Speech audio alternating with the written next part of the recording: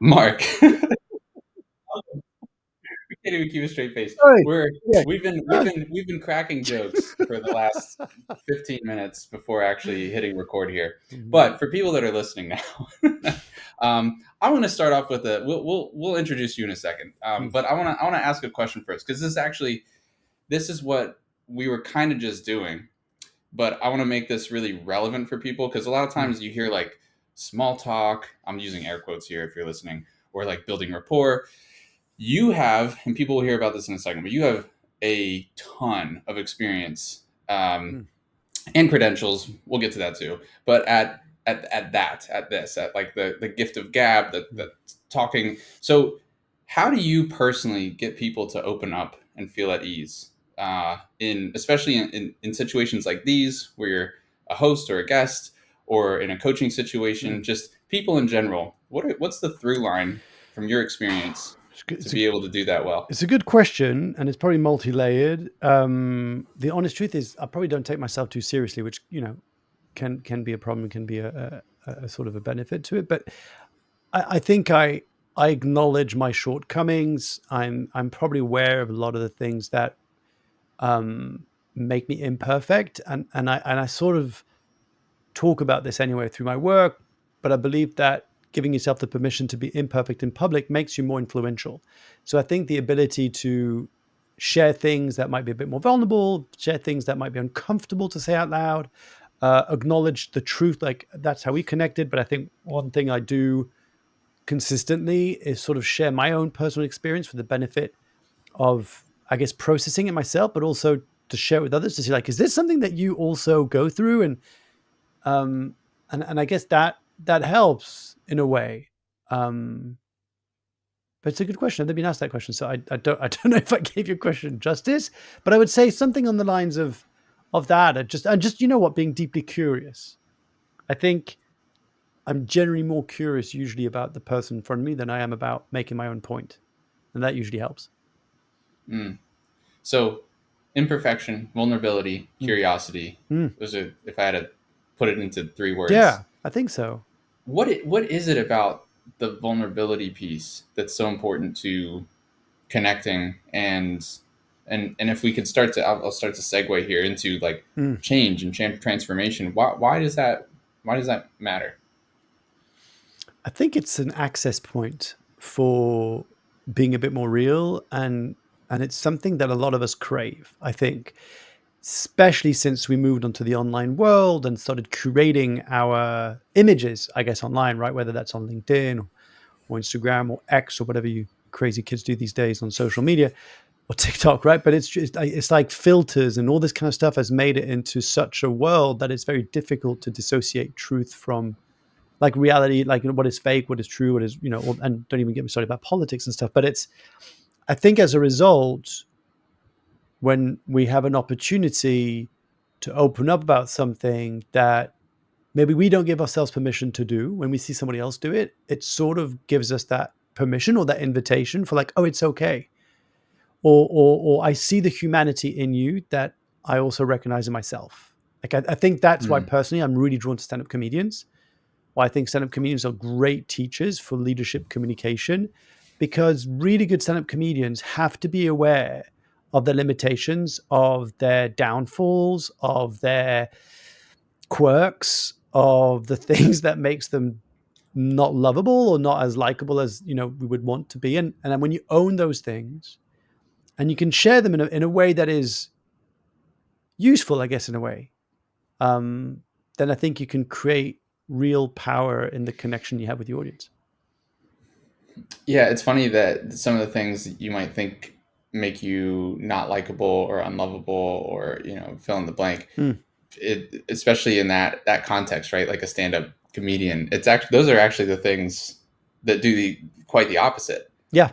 that make you feel more easier to connect Hmm. to, and especially if we're talking about from like a coaching perspective or um, a coach, consultant, change maker is is Mm. another term, but someone who is shepherding someone through some sort of transformation. I almost like the what you're describing almost makes me feel like you have to be willing to go there too, if if not even first, like Mm, whatever that space or that change is. Not necessarily saying, if you think of like an athletic coach, you don't have to have mm, been, I don't know, a Tom Brady mm, to, I'm using American football, but you don't have to have, played the sport mm. in order to be a great coach, but you still have to understand it. There has to be that connection. You have to be able to speak the same language. And I think is that all fair to Well, yeah, I describe? think if I had to summarize what you're picking up is that vulnerability breeds trust, Yeah. and I think sometimes we have to be willing to open up a bit more, show a bit of ankle, as Lucy Werner would say, um, for the benefit of the connection. Now I've got to say this because some people might listen to this and call me out on this particular point, and I probably know what the argument would be. It's around like there's a pendulum to this, right? I think we have come to a point where sometimes we go too far, and I actually talk about this in some of my keynotes. This concept of trauma porn, or almost like sad fishing, and that is the idea that I'm going to be sharing parts of myself in a way where I need attention, validation, and the audience ends up having to take care of you versus what I'm saying in the context that we're talking here for change makers, for coaches, consultants, trainers. The objective should always be to serve our audience or our clients, our participants, our community, whatever the end recipient is.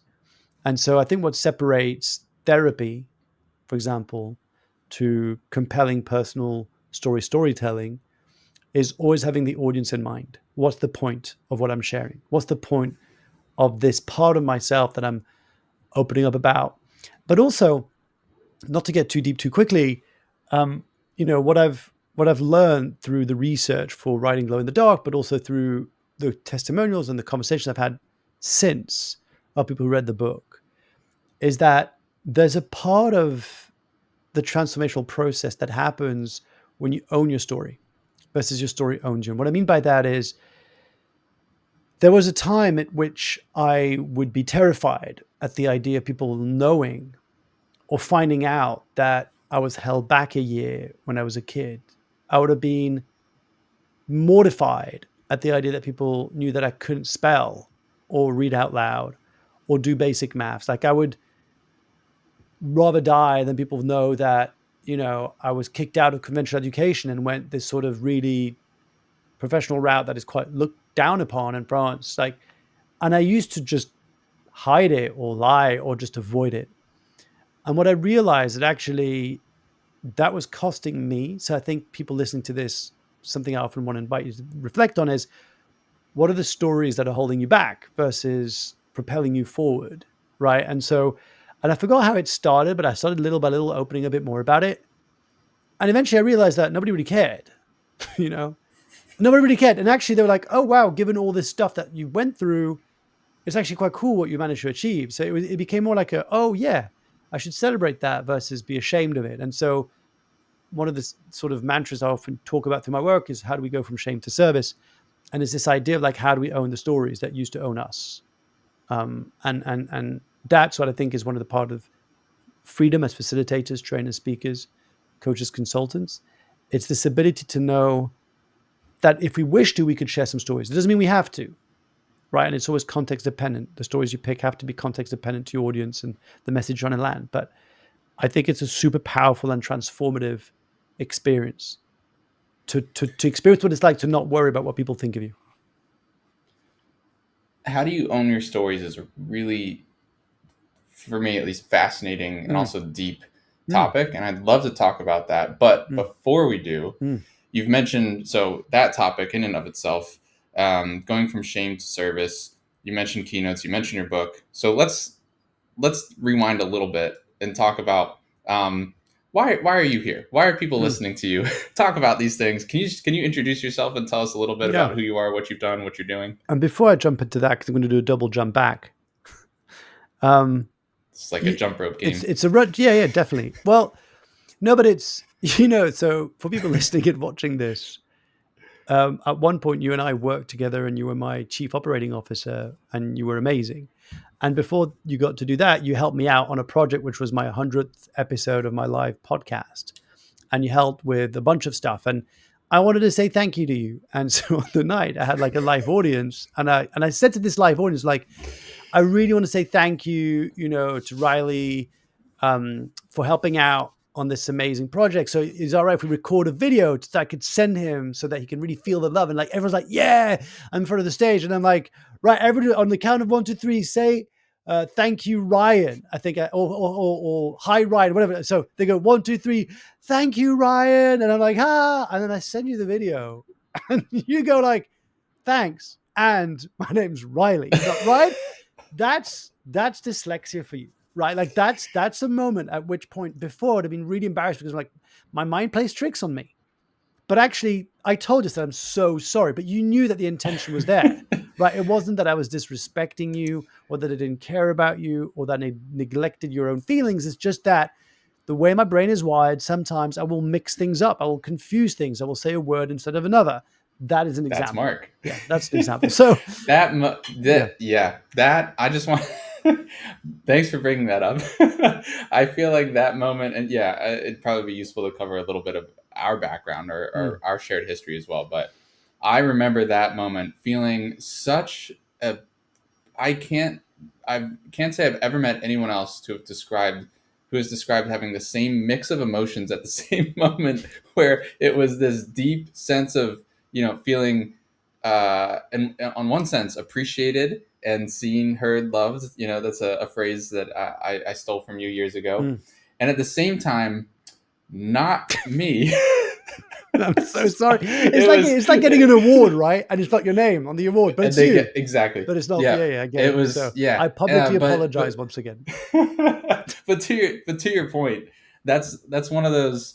It's, I mean, it's a human moment. Mm, It's and like you said, the imperfections, the flaws. I think that's what makes us human, mm. and I also think that's what enables us to connect. Yeah, So thanks for that quick anecdote, no problem. And I and will answer then your question. I will answer your and then question. zooming forward. Yeah, Yes. let's zoom to So, to you. yeah, so my name is Mark Leruste. I'm the founder and CEO of StoryCast, and I help leaders tell better stories. Effectively, over the last 15 years, I've interviewed people from all walks of life about their stories and the work that they do and the impact that they're having. And I realized one fundamental truth, which was most people find sharing their stories deeply uncomfortable. So I got really curious about that. And that research went on and published a book, Glow in the Dark, that became a bestseller and an award winning book. And I absolutely love the work I do because I truly believe in the transformational power that a story well told can do. And it's been an honor to help leaders around the world share their stories more effectively. I think that's one of the very first things I remember about meeting you, or Mm. seeing you, hearing it, coming you and entering my world, or vice versa. I believe it was 2018, if memory serves. And I remember seeing your TED Talk, Mm. TEDx, Hmm. uh, what they don't tell you about entrepreneurship. Yeah, good And memory. I have Yeah. shared this story numerous times because it's become part of my story Mm. as well. Um, but you open up that talk, which now has somewhere over 1 million views at this point. Yeah. Um, and I believe it's the most watched TEDx event out of Cardiff. Yeah. Am I Yeah. saying Yeah. that I correctly? think so. And Yeah. even if it's not true, I'm still going to claim that. Yes. But yes, I think it's the most the most watched TEDx Cardiff talk. Yeah. um, and you start off with again with story, and that's what first caught my attention. Mm. And without going into my story there for you, I guess I want to zoom out and just even ask the question, like, why is story so important? So I could give you the traditional answer, which is, it's the operating system of human brains to communicate and engage. It's been there throughout history. I could tell you about how hundred thousands of years when we started discovering fire and our larynx lengthened and we started speaking around the campfire because we were cooking meat, that stories became a vital tool to survive because we got to share stories of like what predators to avoid, how to catch prey, what berries to avoid, how to find shelter. And so it actually became an integral part of our society and our human species to survive by listening to stories and paying attention and telling stories. So There's the You could science. tell us that. Yeah, That sounds I useful. could tell you that. Okay. I could tell you that. But you know what I've come to realize more than anything is that as a kid growing up with a dyslexic brain and ADD, I think stories enable me to make sense of the world in different ways. So, like, I would go and watch movies and I would go through this, what they call narrative transportation, which is effectively when you are lost into so much into the story that you forget your surroundings, that you're even in the cinema, you know? Um, but also, like my best friend, who's also dyslexic, but we had very different brains. He was really good at maths. He would have to explain me things through stories. So I've always seen how stories can be used as a way to connect, really. And actually, I would argue that if you don't have a story, you don't have a way to connect with people.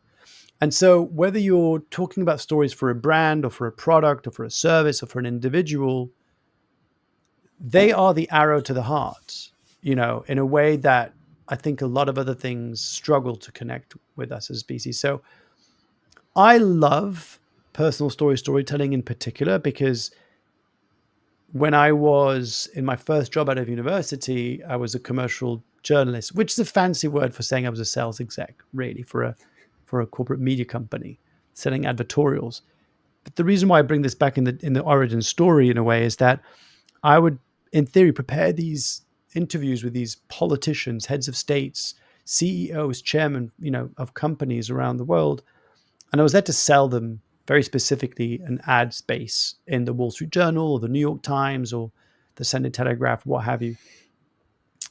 And yet, the thing that I most loved was hearing their stories of how they got to where they were, often riddled with fascinating ups and downs and trials and tribulations. And I just loved those stories. I hated the selling part, but I loved the stories. This spilled into my podcasts, The Unconventionalists, that went on and won an award for Best Interview Podcast. And it was hearing all these stories, and I became fascinated by why was it that most of us sit on our experiences and don't see them as valuable assets or tools to connect with our audience and deliver value and inspire change. And I started asking the question, why? Like, why aren't you sharing your story? Or why have you never shared your story up until now? And I started collecting all this data.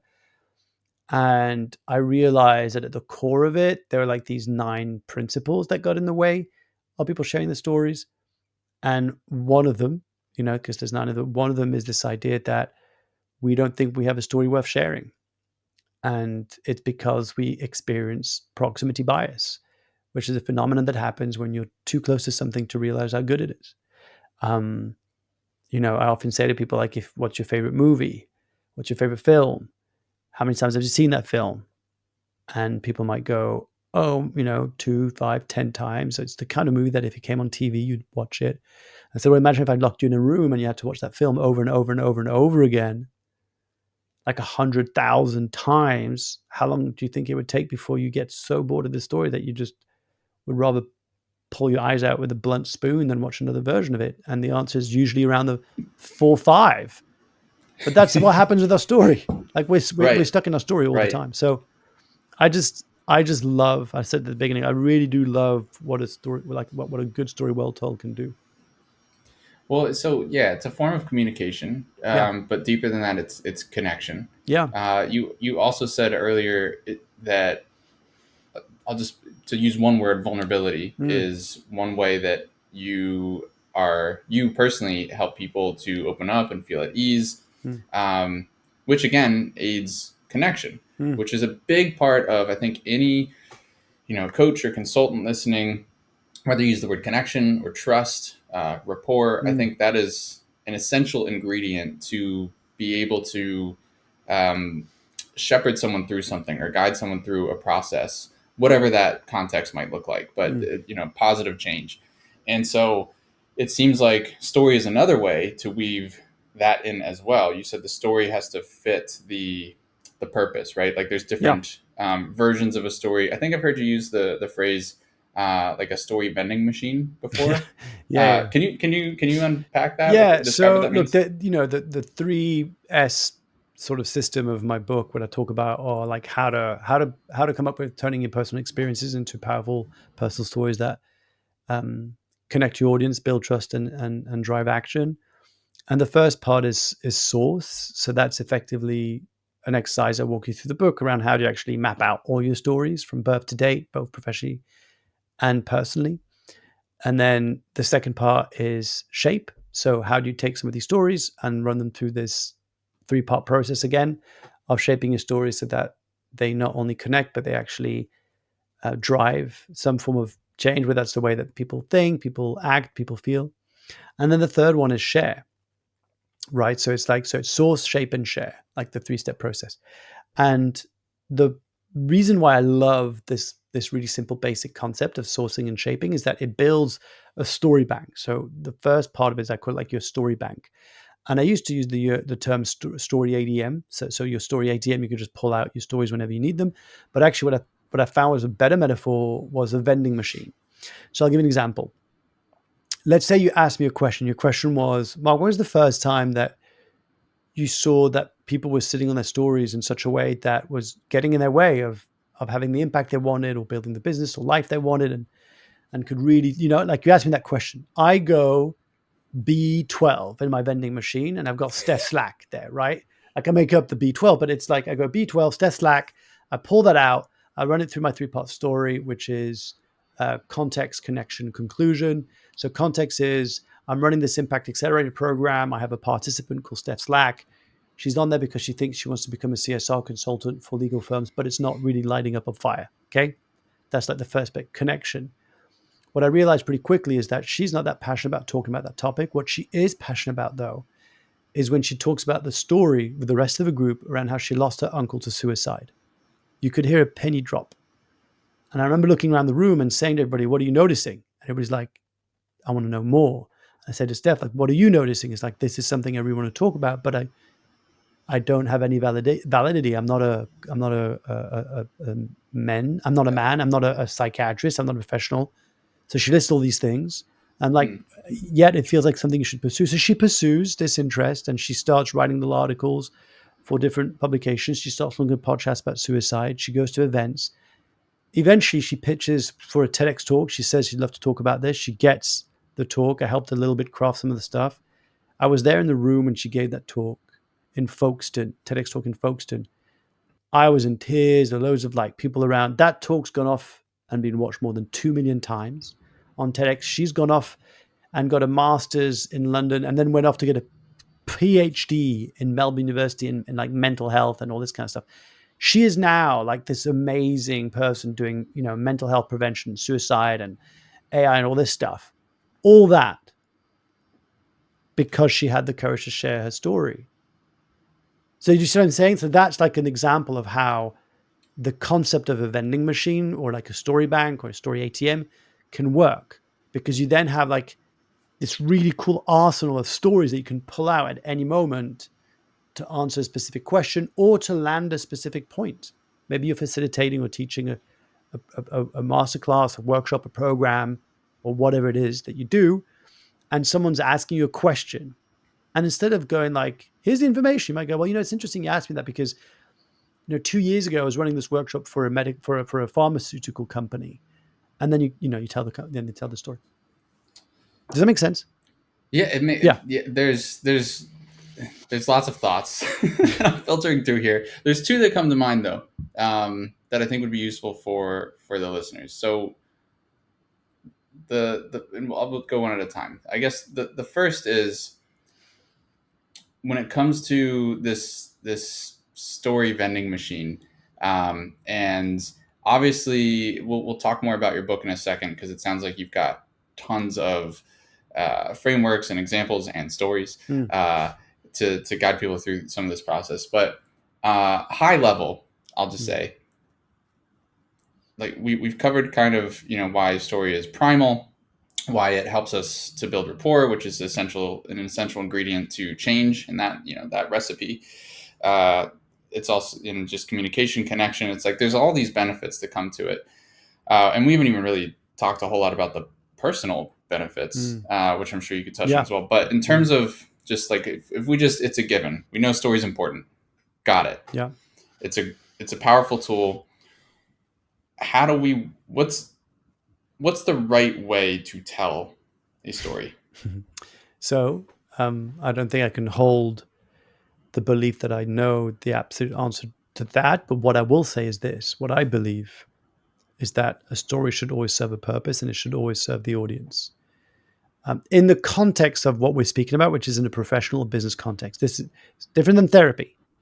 If you're in therapy, the sole purpose of you sharing your story is to process, to understand, to cast a light on something that might be unconsciously holding you back, to go through something difficult, to try and shift your perspective on an experience, to find empathy, to find self compassion, like all these things, which are super important to then go out into the world and have an impact. But that's therapy. That's slightly different. Like I always say to people, personal storytelling is not therapy. This is not about bleeding emotionally on stage.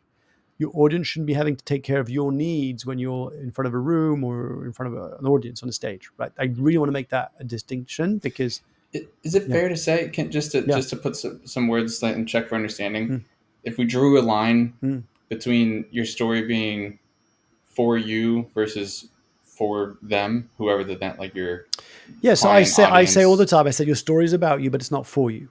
That's like one of my sort of maxims, right? in what context? So in any context that you share a story in a business professional context, the story should be about serving the audience. So it's a story about Yeah, me. So for example, if I wanted to share a story, um,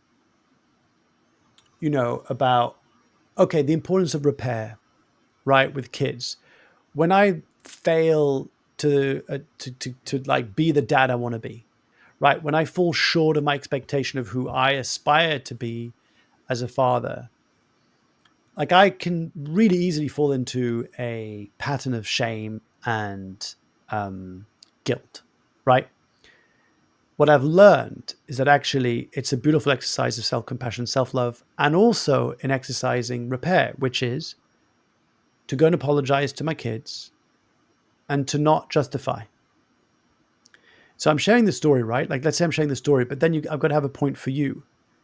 So if I'm sharing the stories, I can also say, like, what I've realized that we do this all the time in our relationships with our colleagues, with our employees, where we might act in a certain way that isn't aligned with who we aspire to be.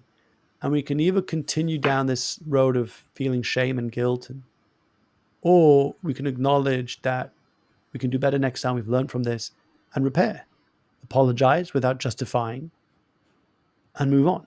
Do you see what I'm saying? So it's like this idea of like, if you're going to share stories, for me, when I say your story is about you, but it's not for you, it's about how do I leverage my story to be of service to you. You know what I mean? Like it's almost like I'm a vehicle for the message I'm right, trying to land through my story. That is my belief in the business and professional context. Again, right, I want to say this because if you look at, there's a resource when you get the book and you go through the bonus sort of resources. There's a metric or matrix or framework, whatever you want to call it, that I developed to help you determine which stories to pick out of your story bank or your story ADM or your story vending machine. And from the top of my head, it's something like your audience, your platform, the context, and the topic. Just from the top of my head, I think there's a fifth one. But the idea is like who you're talking to. So imagine you, Riley, right? You go in and talk to a bunch of students in college about career choice. The topic is like navigating, choosing what career to go after you graduate. It's your old high school, right? And it's not going to be filmed, by the way. It's not streamed online. It's not going to be filmed. That gives you some context, right? It gives you a framework in which kind of stories you're going to pull to serve that audience. Now, if I told you, right, I'm going to get you on a stage in front of a bunch of coaches and consultants and trainers who are just tired of feeling like they're putting all this work, but they're just not yielding the rewards. That they feel like they've got a lot to give, but they just really struggle to explain the benefit that they can give to their audience as a result of working with them, right? You're going to share different stories in that context, but you're always going to make sure you serve your audience. So you reverse engineer your stories based on who you're talking to, what message you want to land, and which context you're in. I think that final sentence is to me the a summary of my key takeaway of Mm, a distinguishing between if the story is for you or for not you, Yeah. anyone outside of you. Mm. That like, what is the context for your benefit? And obviously that opens up another can of worms, but I'm going to skip over that for right now. Um, and in terms of, if we're assuming that you are telling a story to make a point, to build a connection, fill in the blank, then reverse engineer based on the context, building your story bank. And Mm. high level, it needs to have a point, it needs to serve that audience in some way, shape, or form. And in terms of how to get there, you unpack all of that in detail in your Mm. book, Glow in the Dark. At this point, I feel like, for time's sake, I might even just say, hey, just buy the book and listen to it. But we will circle back to it. But the other question from earlier, in terms of like, even, I feel like a lot of what we're saying to some degree is almost on an intellectual level. Like, we Mm. understand the benefits, we understand how something works or why it's important. But that doesn't acknowledge the fact that it's hard, Mm. that it can be difficult. Mhm. Even if you know exactly what to do, it doesn't mean that it's automatically easy. Mm. So this again is another big question here, but it was the other one that came to mind when you're talking about why story is important earlier, um, which is, why is change so hard? Why is change so hard? Yeah, why do you think change is so hard, especially when Well, it's obviously the assumption is that it's good change. We're not trying to mm. we're trying to do a good thing. We know the benefits on an intellectual level. Everything checks out logically. It makes because it sense. We because have a it roadmap. because it's not intellectual, it's biological. That's why it's like you can rationalize all you want, whatever benefit I tell you, whether it's productivity, whether it's marketing, sales, communication, doesn't matter. It's all that is. It's like intellectual. It's not emotional, right? And change is deeply emotional. And if you think about it from a physiological perspective, and you could probably break this down in a few different routes, but one of them would be our brains are hardwired to seek pleasure, avoid pain, and minimize energy consumption. So anything that is going to cause us the perceived challenge of having to exuberate an excessive amount of calories or of energy is going to be something we're going to challenge because our existence is dependent on us surviving, right? So, from a biological perspective, your body is fighting against you to change. We are afraid of uncertainty. It's why we have a negative bias from birth, right? We will observe more faces that are scary than we notice faces that are smiling. Babies have an observation pattern of looking out for patterns that are going to tell them, am I safe or am I in danger? So the unknown is scary. It's why most tales of the from the Grimm brothers to like American horror stories are usually baked around this concept of the unknown is scary. The darkness is scary. The cave Hmm. the treasure you seek lies in the cave you fear to enter. Joseph Campbell's words, right? So no wonder change is terrifying. And yet the irony is that change is the only thing that is constant.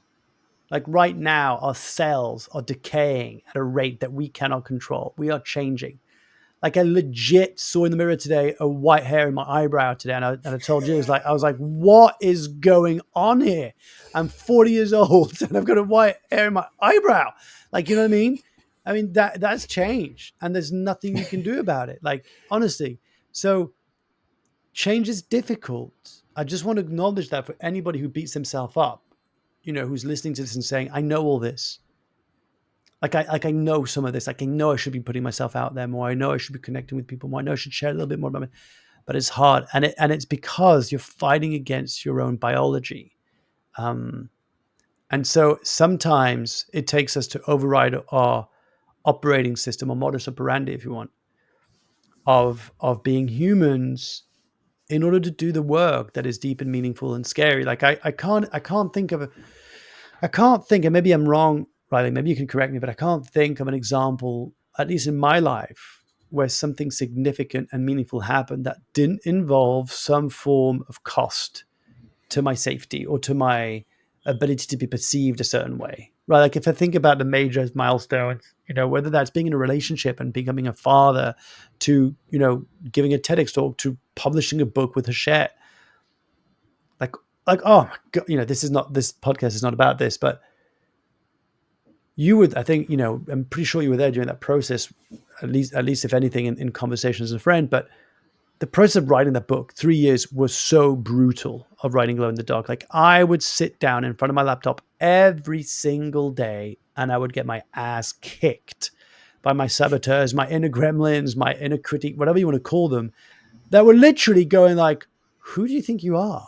No one Yeah. cares about what you have to say. This is all BS. Like you're just regurgitating everything. You're a cliche. And this would happen every single day.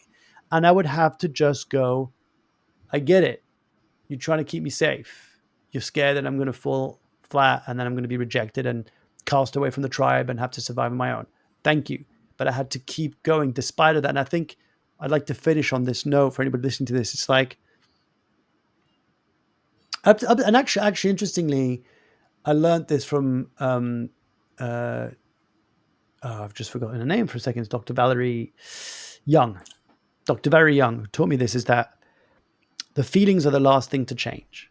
And what I mean by that is if anybody listening to this, watching this, whatever format you're like by the time this comes out, digesting this, um, if you wait to feel a certain way before you act, you're doomed.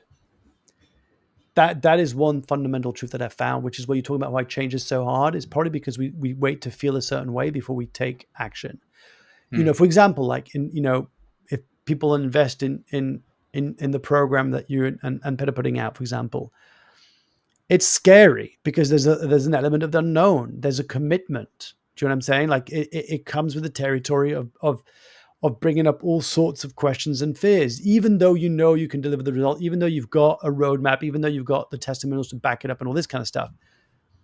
And yet, if we wait to feel a certain way, I don't think we will ever get to where we want to be deeply, and that takes courage. Like the only way I can put it is that blind stupidity and courage kind of, are sometimes um, Mates. Yeah. bedmates. Yeah. But Yeah. yeah. Yeah. Change also requires courage. I think that's fair to say Mm, because change is, uh, like you said, biological, right? Like it's the image that came to mind when you're talking. Well, there are two. One is the classic uh, boiling frog mm, metaphor, right? mm, Where the if you gradually change the temperature of the water, a pot of water that a frog is sitting in, like it it's just gonna sit there and die, as opposed mm. to if you threw it in boiling water, it'll jump right out. Yeah. Um, Al Gore made that or metaphor famous in The Inconvenient Truth when you talk about climate change. That was the no, first I time I did not heard know it. that. Yeah. Yeah. Yeah, I've obviously heard the 18th version, watered down version of it somewhere, but I mean, it's also just like for me, it might be after dinner, hanging out, watching Netflix, sit on the couch. Mm, And if I think, do I want to get up off the couch to wash dishes? mm, But will I get up off the couch to get a bowl of ice cream? Mm. It's just the littlest. There's so many micro examples mm. of this, whether it's a metaphor or uh, Netflix in the evening or whatever the example is, or a professional change. And that's an even like the bigger the change. I think one takeaway I'm having too is that just that risk is inevitable. It's baked into Yeah. whether it's an actual cost or an opportunity cost or a perceived cost. And I mean, you mentioned earlier, my wife can't help herself but to point out the gray hairs that are coming in on my head. So speaking of that, to kind of segue into the just the practicalities of and and you talking about biology as well. I'm wondering, like you mentioned with writing your book, um, and to start to talk about that process and just Mm, like, so you're an author, speaker, coach, this, the work that you do and just being an entrepreneur, just to slap one word mm, on it. You're also a father, a partner. Can you, and I believe right, literally as we're recording this, you were in the process of, I'll say moving. I know that you have had a move, mm. and you will have another move. Yeah. So somewhere in the middle there, moving countries, moving. So just how do you how do you personally deal with? life, I'll just say, Yeah, easy, and being a simple, business owner at the same time. easy. I eat my feelings. Next question. That is. I mean, people who don't know me, Well, you hold know. on, Wait, hold wait, on, wait, hold wait, on, wait, hold wait, on. wait, wait, wait. If you, because I'm Before you pretty even get sure. there, Okay, I'm going to preempt this. I knew you were going to say that. So for the people listening to this who don't know this about me, about a year ago, in June 2023, I did this kind of photo shoot that ended up being an article in Men's Health magazine online around a body transformation I did for 6 months. I starved myself. I exercised and dedicated my whole life to that, neglecting my family and business and every other relationship in my life. But I had a six pack. Yay. Since then, completely blew out of my jeans and just ate my way back to like feeling an emptiness in my soul. Um, so, no, but for it's hard. Like I'll tell you, like you know, you know this. Before 2020, I had a very small team, like a small remote team. We used to work together, and then at one point I had about four, I think 4 or 5 people, like a small kind of team, remote team. And then 2020 happened, and I just let go of everyone and explained that it was just fun. I lost like 90% of the business. I was a keynote speaker, so all live events were off. Um, and so since then, I've just been a one man band pretty much, with freelancers that I work here and then. So it's hard. Like there's a hard element of trying to juggle everything, and I'm not good at that. That is not what I'm good at. Like there are certain things I'm very good at, and certain things I'm really bad at. I'm not that great at juggling everything. I'm not that great at putting in operations and processes. And I guess the one thing I try and do is I try and do my best. Um, One thing I want to celebrate is that I most mornings drop off my kids in the morning, like in the morning at school. Usually, typically, when I'm here and I'm not traveling, I can drop them off at school every morning. I'm here usually pretty much every evening when they come back from like routines and dinner and bath and bedtime and all that stuff. So there's some things I'm incredibly grateful for that make for the lack of, for example, ambition or financial revenue that I could maybe have if I had a very different structure of a business or very different sort of approach to work-life balance.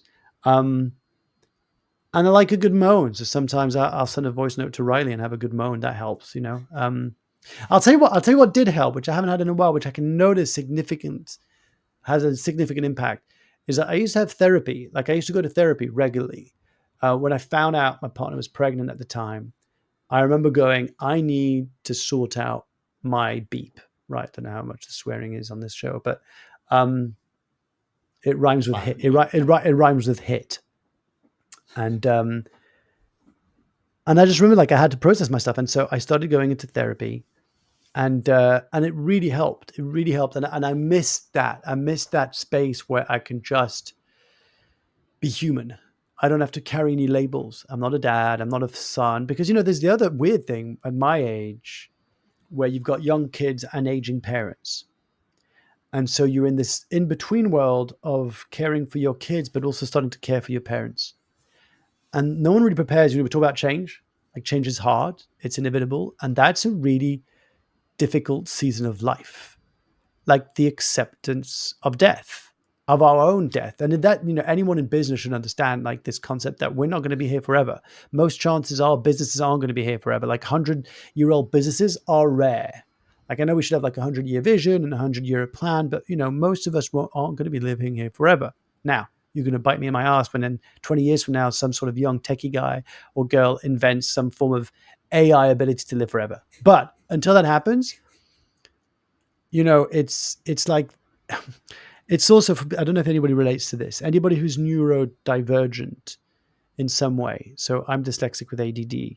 Um, Means that it's very difficult for me to put my attention on anything at any given time and not be distracted constantly. So I feel like I have 1,000 things to do and I do not have enough time to do them, and that can create a little bit of frustration. What I've found, again, just to help things that have helped, I attended this really cool 1 week retreat called Altitude, organized by the Happy Startup with Lawrence and Carlos and the whole team behind that, and Claire. And that was a week in the Alps that felt like a month. It was like a Mm. week of just spaciousness, of connection with other founders and sort of mission driven entrepreneurs. and it was just like it's difficult to describe, but like it relaxed my nervous system. And so I think as people, as change makers, one of the biggest common threads I've seen amongst us all usually is how difficult it can be to take care of our needs. That we're very good at taking care of other people's needs, that we're very much driven by the work that we do, that we really believe in the services we provide, but that we and I am going to have to own this, and I don't necessarily do what I know I need to do to get the foundations in place. No idea if I answered even the question because I blacked out. I Well, don't even just remember what the question was. well, I mean, it's really just uh, I Summarize mean, that if in I had one to put it in sentence, a word, Ryan. it's life. It was life, right? Yeah. And that is, I mean, that is life. And so what I think a lot of us come into this space because we are impact driven, because Mm, we do have a personal connection or story that takes us, moves us into this space. And we all have those stories, and if we had more time, we'd unpack more of them here. mm, But I think the takeaway that I'm hearing, there's really two words that kind of stuck out to me. One is the spaciousness, and whether um, it's that the part of the story that's for you, mm, not for, like, the same way that other people need our help. mm. We still need, like, we're not what's the phrase you always use? No impact is an island, Oh yeah. Yeah. right? Like we're all connected. Like no one is separate from True. even the well, I don't know, maybe there's some people living somewhere in the woods completely on their own, like some of those movies we've seen. But I think in, again, the business professional context, we're all connected. We're all reliant, dependent on each other in some way, shape, or form. Mm, Even you having a client, like they're dependent on you for the work you're providing, and you're dependent on them for paying you for the work that you're providing. Like there's always a trade off there. mm, And so I think kind of eating our own dog food or taking our own medicine, of being vulnerable enough to ask for help, receive help, mm, um, and then also to create space for those things that we need for change to occur, or at least that mm, we need to build the foundations, as you said, or the almost, I don't even want to say the word drive. I'm lacking the right word here, but it's the ability to be consistent. It's kind of that. The maintenance, the moment, that every day you have a certain amount of mm, energy, certain amount of battery, and mm, by the end of the day, that battery is going to be drained, and you need to do something to recharge. So you sleep, and I think the same thing is true for the work that we do. mm, It's fine to run off, your passion for for some people it's a day, others it's a week, some it might be years, but mm. eventually there has to be something else, some sort of routine or something that keeps you going. And it sounds like part of that is the spaciousness that a therapist or a coach might provide. Yeah, or a trusted And friend. Like I just want to say, for someone who right, like might be not be able to not necessarily afford, but a trusted friend is also a really good place to start. Someone who you feel you can confide in, and who you trust. but that, yeah, that space piece Yeah. is so important. And then the other that you mentioned as well was, and the irony here, you said with ADD dyslexia is actually the ability to focus, Mm. which I think you've proven just in your story that you, like, Yeah. with with your fitness journey, for Yeah. example, like you can hyper focus on Yes. one thing. And I Yeah. don't Yeah. mean you That's true. specifically, I No, no, but mean it's you you're absolutely right. generally, As right? someone, yeah, like I don't know, I can't speak for every person who's got ADD, but I do know Simon Sinek reflected this as well. And it's like it's really weird. It's in a way, it's Scattered Mind is a great book by Gapa Mate where he talks about Mm, ADD and ADHD, and that we have, or I have, an ability to be hyper focused, super focused on. It's very strange, which also I was trying to explain this to my partner actually, which is one of the reasons why I find it hard to get stuff done at the moment, because the way my brain works is that it takes me a while to get into deep focus, into deep hmm. work. I think that's fair for most. I think a lot of people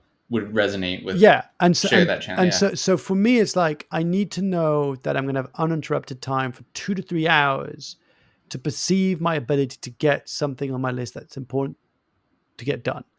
And because I'm dropping off, and then I'm going to have to go and see the construction site, and then I might go for a run if I've got a bit of time, and then I'm going to check my emails, get on client call, do a follow up, then get ready, then start going. cooking the dinner for the family. It's really hard. It's really hard to get into that deep focus. Like so much so that I actually love traveling. I don't like the fact that I'm away from my family for long, but I do love traveling because I have uninterrupted focus time. Man, like if I can get on that Eurostar to London, if I fly over to the States or to Dubai, and I've got like a gig coming up, I've got 6 to 12 hours of like work. Most Focus people time, watch deep movies. work. I'm just like, yeah, I'm going to work on my third manuscript, like my book, or I'm going to Yeah. finish writing my assets, speaking assets for my marketing material. Like I really love that. Like I miss that ability to have like hours of just deep focus. Yeah. And I think that's something that it's finding that right balance for you, whether you need more of the space Hmm. or you need more of the focus, accountability, guidance, Hmm. like for whether it's regardless of the context, whether it's fitness or it is, deep work, or, there's all sorts of, or it's unpacking your story. So Hmm. your book, and it's, bonus points if you could tell me what page my name is on in here, because I do have a little credit, which I'm very proud of. It's Acknowledgement. spelled correctly. Yeah, spelled correctly. Doesn't say Ryan for the for You those know what? listening. I should have put Riley in brackets Ryan McGee. You should Like have. a wrestler's name. You should have, but it just says Riley McGee. That's all it says. Um, but I think, this one of the things that I bookmarked here was chapter 5, the benefits of sharing your story, Hmm. and this is something we've kind of danced around, but I think it's probably a good point to start to wrap up here. Hmm.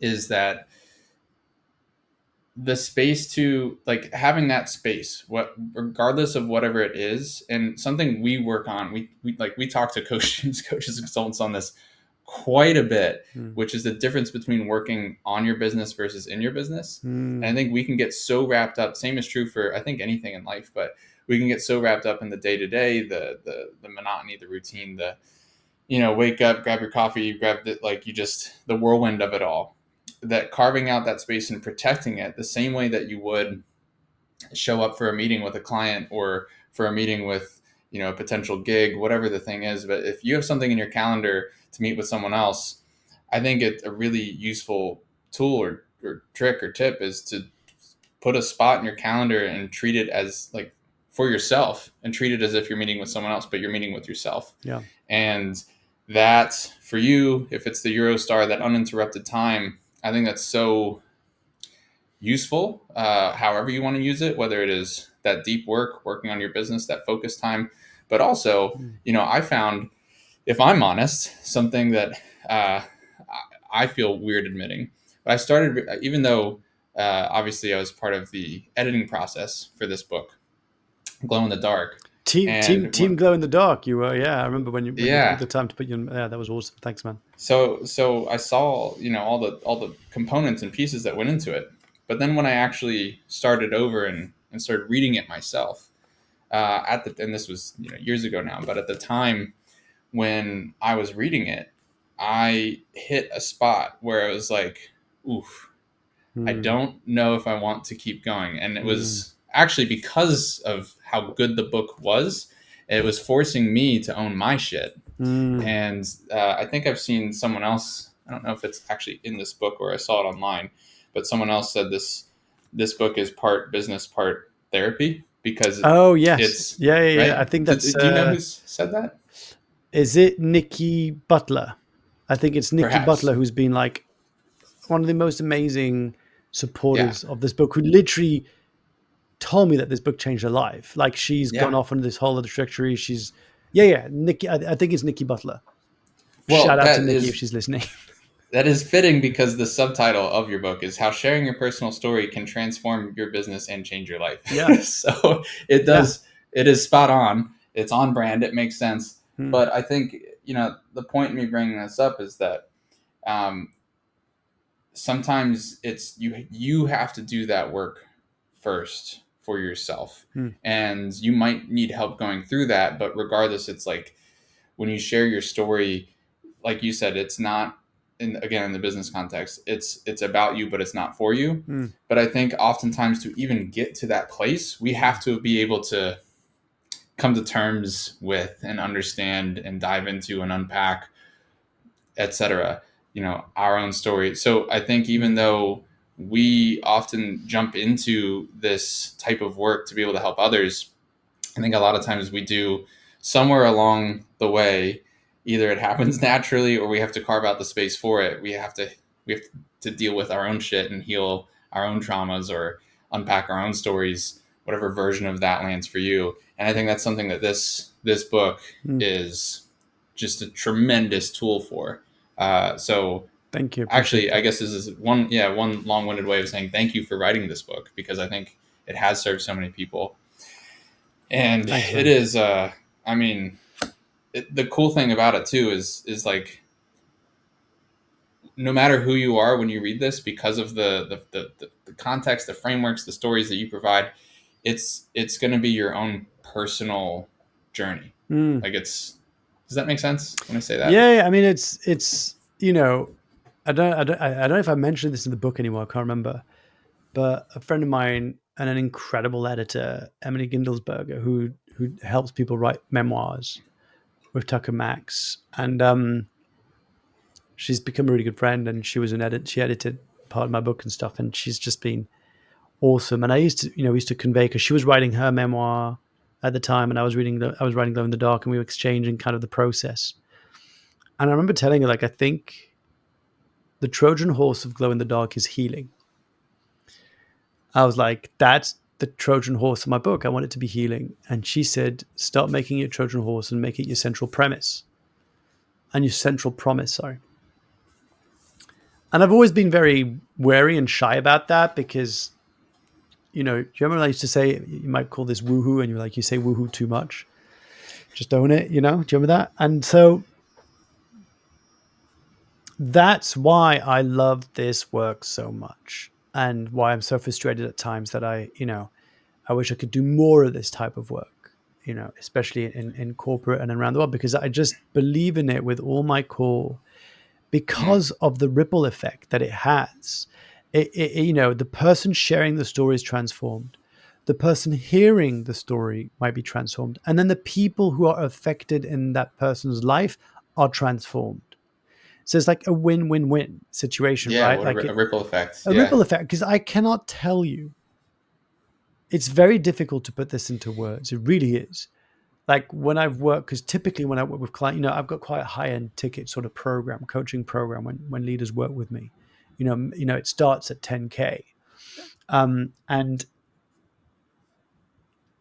the transformation that I see someone go through, to like, usually it begins with, I know I've got something to share, but I'm not sure what it is, or I've got this thing that I've never really talked about, and it's pretty heavy, or it's pretty charged, and I'm not really sure how to make it relevant, but I know it could inspire someone, and I know it could inform my work, and I know people could connect with me, or whatever it is. Two,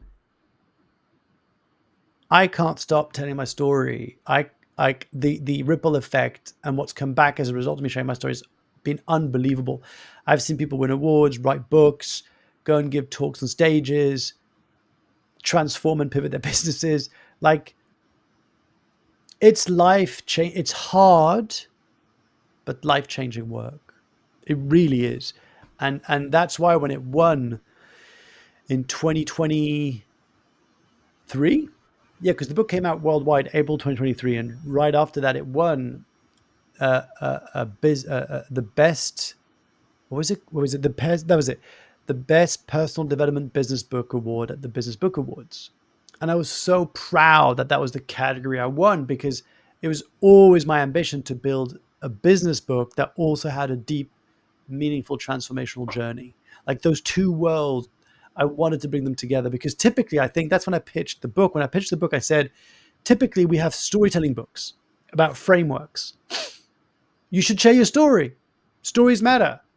Here's the 12 steps of Joseph Campbell's hero's phase, Yeah, whatever. like I asked her, the right way to The tell a right way. story, And right? so, Yeah, but yeah, why aren't we sharing them? yeah. Why aren't we sharing them? Because it's not logical. It's hugely emotional. That's why. And so I Yeah. wanted to write a book that could give you both the tools, both the frameworks, but also hold your hand as you walk that journey of opening up the corridor of some of Yeah. your past memories or some of the life events that you may never share publicly, by the way, that you may never share. And I'm okay with that. Like, most people are surprised when I say this. Like, I don't care what you share. What I care about is who you become as a result of owning your stories. You might care. Like, well, not you. As in, if I was if you were working with me, I might care who I share it with. Yeah, But no, for no. you, Yeah, yeah, that's what I mean. it's the What I'm saying is, I'm not like transformation. saying like everyone Yeah, should share all their life stories to everybody. No, what exactly, I'm saying is exactly. that, like, if you knew how powerful your story was, you wouldn't be sitting on it. So I have some. I'm conscious of time. I have some rapid fire closing Mm. questions, but can I sneak one more in? That's kind of Yes, because then I've got to go related and to get at my this. daughter, so you're going to have to do a rapid fire. Okay, so the one before the rapid fires is just the what you're talking about in terms of story. You said something. You said this earlier. You said your job when that was taking you around the world Mm, years ago. mm, You loved the storytelling part mm, or hearing people tell their stories, but you hated the selling part. But we're also, I think, through this conversation, come to find that stories actually is probably one of the most effective ways to sell. And when you mm. talk about business and the impact that it can have for your own business on other people's businesses, how I'm curious, has that changed for you in from then to now, and now with today's perspective? How would you compare and contrast selling and storytelling? Yeah, I mean, I used to talk about this concept, story selling, and the idea that actually you said, like, the reason why I was really good in sales and fundraising is because I didn't do sales or fundraising. I just shared stories, like, for real. When I used to, my first job in sales, in the corporate media sales and advertorials, I would paint a picture. I would tell stories of, like, you know, aren't you tired of hearing nothing but negative news about your country in the press, keeping the thumbs down on you and globally? Like, don't you just want to share something that you're really proud of? And I would get them to talk about some of the really emotional elements of their journey. And so that was manipulative at the time because it was to do with sales. And that's why I hated that line of work and where it felt really icky, and why I left eventually, and why I ended up working in charity and raising 2.8 million euros for Men's Health to try and balance out the, the karma around, like, the first job to that. But the same thing with November, you know, and even before that, by the way, I was at INSEAD selling executive education program, which is amazing because now I'm a guest lecturer at INSEAD. And so this is 14 years ago. I was there Full selling circle. programs. Yeah, full circle for sure. Like, I'm selling programs, but now I'm teaching some of these programs. So it's like, anyway, but the point being, I used to be curious, ask them about themselves, and I used unconventional ways, I guess, to sell, which was just more about, like, whether you buy or not, like, it's not that desperate energy. And I really want, like, still to this day, someone asked me this the other day, what's changed the most about my selling approach of keynotes versus 8 years ago when I started? Like, I'm quite selective with who I say yes to because it's an energy business. Like, I really need to be on fire to deliver the value that I know I can deliver. So I need to feel it. Like, I need to be excited by it. And so I'll be just as much as an interview process as it is for them. Right. Like, I really have that energy Yeah. of, like, I don't know whether we're going to work with together or not. I don't know if I'm the right speaker for you, but here's what we're going to do for the next half hour. I want to find out more about you, your business, your challenges, your teams, Yeah. your ambitions, your visions. Qualifying. There you Yeah. go. That's Yeah. it. And then Yeah. just navigating that conversation at the end. If it's a right fit, then we can have that conversation. It's funny because the way you talk about it, it sounds unconventional, but at the same time, this is what we teach in our Mm, program related to sales. mm. That so much of that is just spot on point with what a proper sales process should look like and what a sales arc is, and that's we don't have time to go into all that, but But do you remember um, you when? And I don't, if you're okay talking about this. If you're not, yeah, you can go just say for it. next question. Yeah. I forgot when it was when you reached out to me and you were trying to figure out how to position your offering or your coaching program or Yes. something like that. And do you remember what I told you? What I told you to go and do?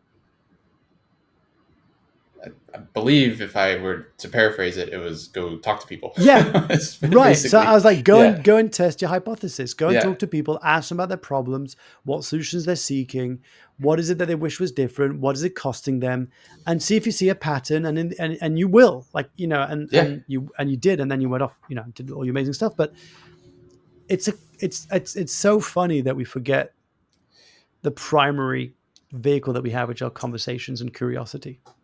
yeah.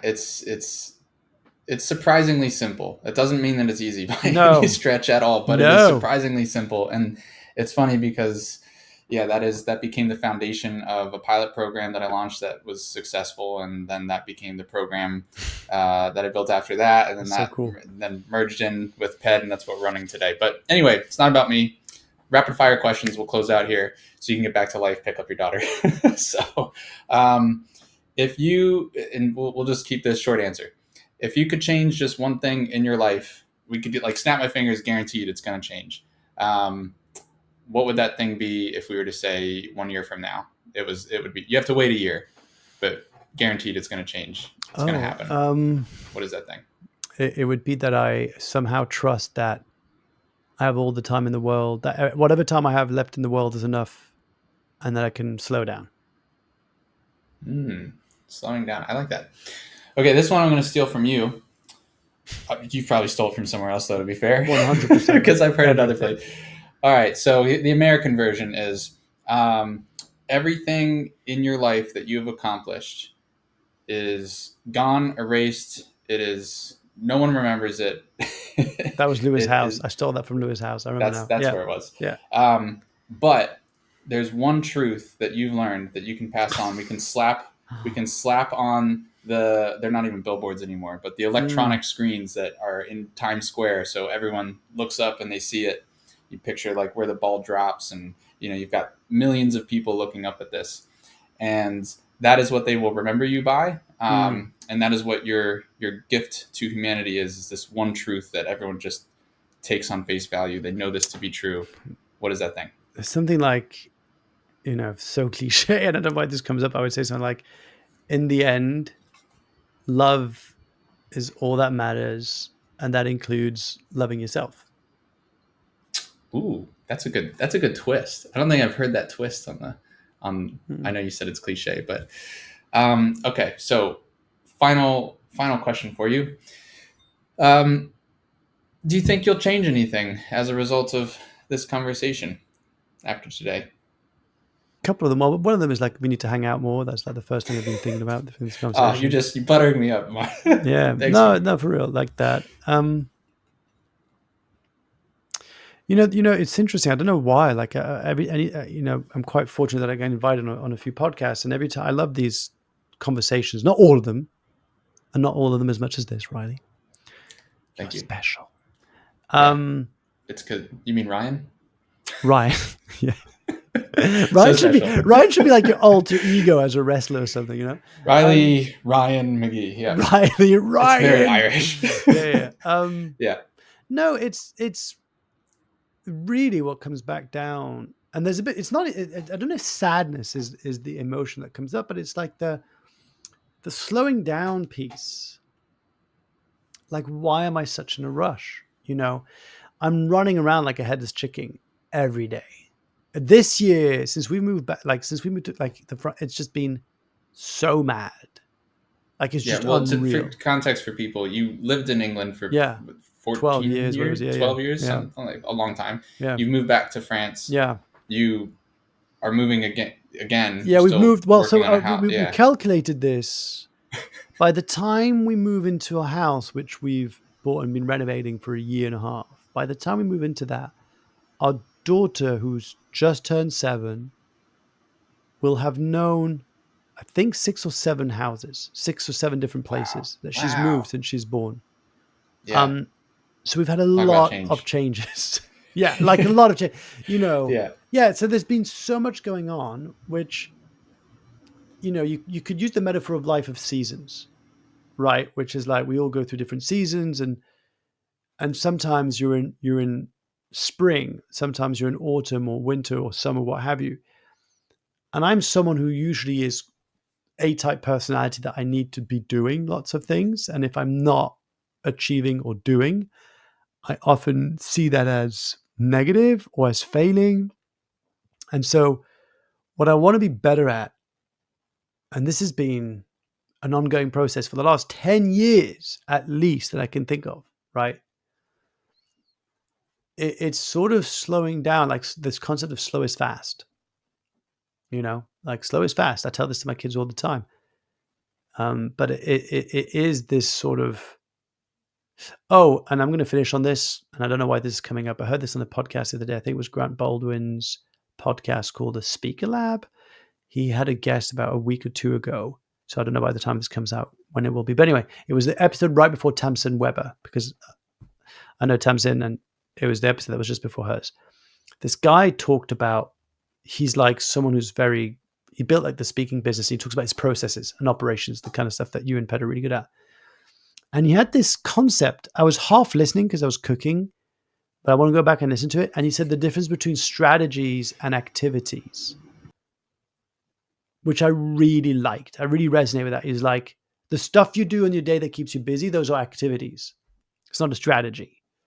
And I think I've confused that for too long. The two. I've confused activities too long with strategy. So that's something I'm taking away from this conversation Hmm. in some weird way. Well, which connects to the slowing down piece as well, Yeah. right? It's like being intentional, being focused. We only have, like, time is our most limited resource. Mm-hmm. And so spending it wisely, not on mindless activities. Um, and that doesn't mean that you can't sit on the couch, eat ice cream, and watch Right. Netflix, because maybe that is intentional. It's just being aware of it and owning it, which comes back to owning your story. Yes. Um, and I believe the slowest, I've heard that phrase from our current community manager for our free course and offering, the leverage game, um, where we talk about a lot of these principles. But I've actually worked with, his name is Glenn, worked with him uh, years prior when I first hired him to work on our sales team at a different company when I was the COO of. And he was a former Royal Marine. And they're Mm. saying, he said that saved his life on numerous occasions when he was in the Middle East, was slow is smooth and smooth is fast. And so Mm. we incorporated that into business, and Mm-hmm. we said that quite often. And I think that's what you're referring to as well, which goes back to the, intention, focus, slow is smooth, smooth is Yeah, fast. it's like as soon as you said that, I don't know why I got the image of Will Smith in Men in Black, who shoots the little girl, and everybody else is frantically shooting all the aliens. Did you see that? Did you see that film? I So long ago, Yeah, but me too. yeah, I But know what there's you're a talking scene I about. don't even remember when they're trying to recruit to see if they're going to be legit, like Yeah, good yeah, yeah. I know what agents. you're talking about. And Yeah. there's a scene where all these different characters pop out, and they're all shooting all the different aliens, and he just shoots the little girl. And they're like, "Why did you shoot that little girl?" And he's like, "Well, there's all these crazy ass looking aliens, and she's looking way too calm to be normal."